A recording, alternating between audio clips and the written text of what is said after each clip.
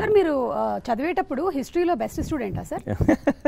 ఎందుకంటే మీరు కోటలు కట్టేశారు, కోటల గురించి చెప్పేశారు, కొండారెడ్డి బురుజుల్ని అంటే వాటి ప్రాముఖ్యతల్ని, ఆ ప్లేస్మెంట్స్ని మేము సోషల్ స్టడీస్లో చదివితే కూడా ఎక్కనంతగా మీ సినిమాల్లో నుంచి ఎక్కించుకున్నాం అనమాట కొన్ని.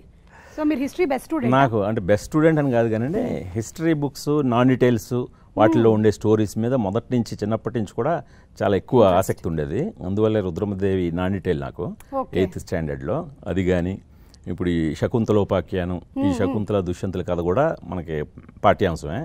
సో అలాగా వీటి మీద నాకు అప్పటి నుంచి కూడా బాగా ఇంట్రెస్ట్ ఉండేదండి. అది సరే, దీని పేరు చెప్పలేదు, దానికి పేరు లేదు. మనమే ఏదైనా ఒక పేరు పెడితే బాగుంటుందేమో.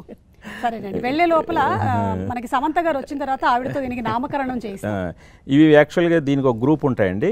ఇవన్నీ ఇక్కడ ఇది కణ్వాశ్రమ ప్రాంతం అనమాట. మాలిని నది తీరాన మన హిమాలయాల్లో. సో మాలిని నది తీరాన ఉండే కణ్వాశ్రమ పరిసర ప్రాంతాలు అనమాట ఇవి.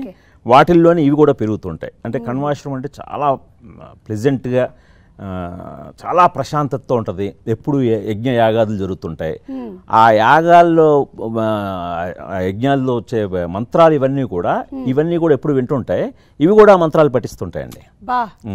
చిలకలు చెప్పేస్తాయి కదా, అలాగనమాట. నేను కూడా పూర్వజన్మలో చిలకనై ఉంటాను, అందుకని ఇంత మాట్లాడుతున్నాను నేను.